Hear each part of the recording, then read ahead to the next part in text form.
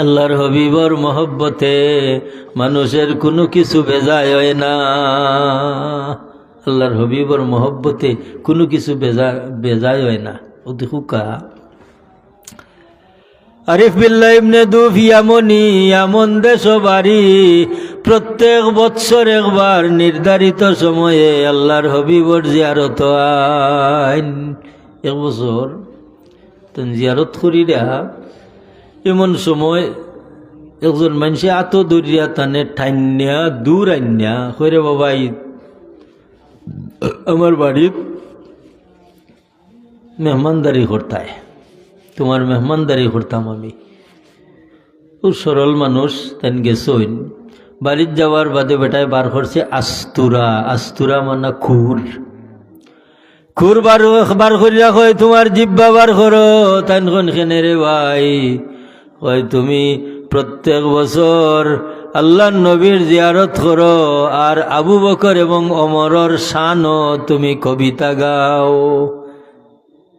তাইলে বোঝা গেল এই মানুষটা আবু বকর এবং ওমর রাদিয়াল্লাহু তাআলা আনহুমা বিদ্বেষী নানি, খারিজি। মানুষটা খারিজি। তুমি আবু বকর এবং ওমরের শানও কবিতা গাও আর জীবনে আইয়া কবিতা গাইতায় না। ও জিব্বাটা টান মারিয়া বার করিয়া আর খুরদি খাটি লিছে হুকানা উজুবিল্লাহ। ও তা নিশারা ইঙ্গিতে খান্দই নার খুন্দে, ভাই আমার খাটা জিব্বা খান দিলা। ও দিলাইছে। ও আরিফ বিল্লাহ ইবনে যুব ইয়ামনি ও খাটা জিব্বা খান লইয়া আল্লাহর হবিবর রওজা শরীফর খান্দা তাইয়া বিচার দেন, ইয়া রাসূলুল্লাহ, আবু বকর এবং ওমরের শানও কবিতা গাইছিলাম আর এই খারিজি মানুষটা আমার জিব্বা খাটি দিলাইল। ওখান হইয়া তাইন খান্দিতে খান্দিতে আল্লাহ নবীর রওজা শরীফর খান্দাত তানোর তন্দ্রা আইছে উঙ্গানি। এমন সময় দেখুন হুজুরে পাক সাল্লাল্লাহু আলাইহি ওয়াসাল্লামে হইন, আরিফ বিল্লাহ, দেও চাই আমি নবীর আতো তোমার জিব্বা খান দেও। জিব্বা দেওয়ার বাদে আল্লাহর হবিবে তান জবান মুবারক তনি লব লাগাইয়া দিয়া ও খাটা জিব্বাত লাগাইয়া দিয়া হইলে এবলা জুরা দিলা। ও হুকা সুবহানাল্লাহ।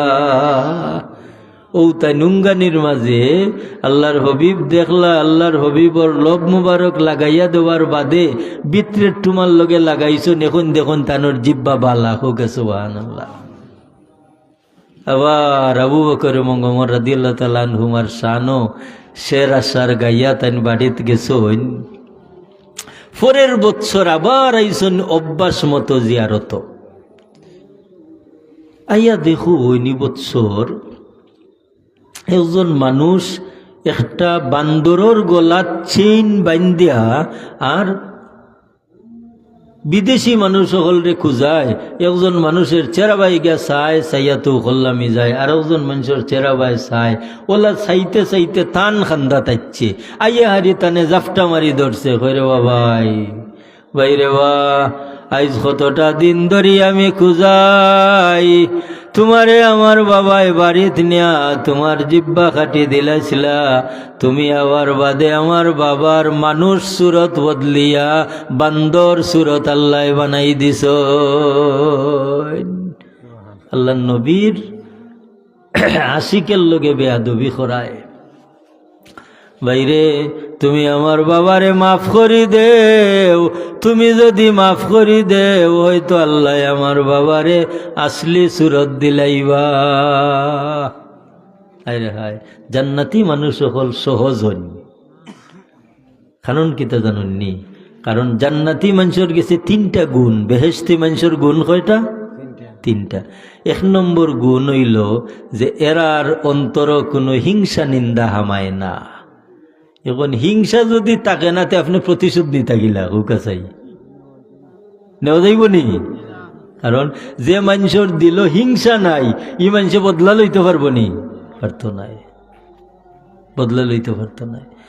ও আরিফ বিল্লাহ ইবনে যুব ইয়ামনি তাই ই মানুষটার বানর সুরত দেখিয়া তানোর দুঃখ লাগি গেল।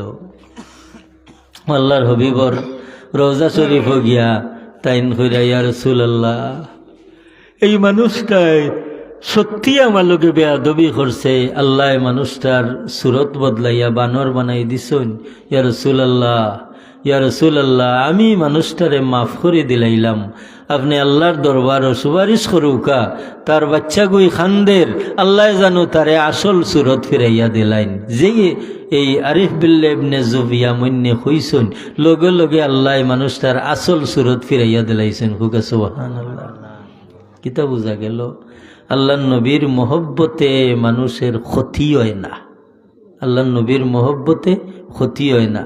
তার কারণ যে আল্লাহর হবিবর মহব্বত যে মানুষের দিলর মাঝে হামাই গেছে, যদি তাকি যায় তে জানি রাখুকা আল্লাহর হবিবর মহব্বত দিল তাকরা উম্মত রে আল্লাহ দুজখ নিতা নাই।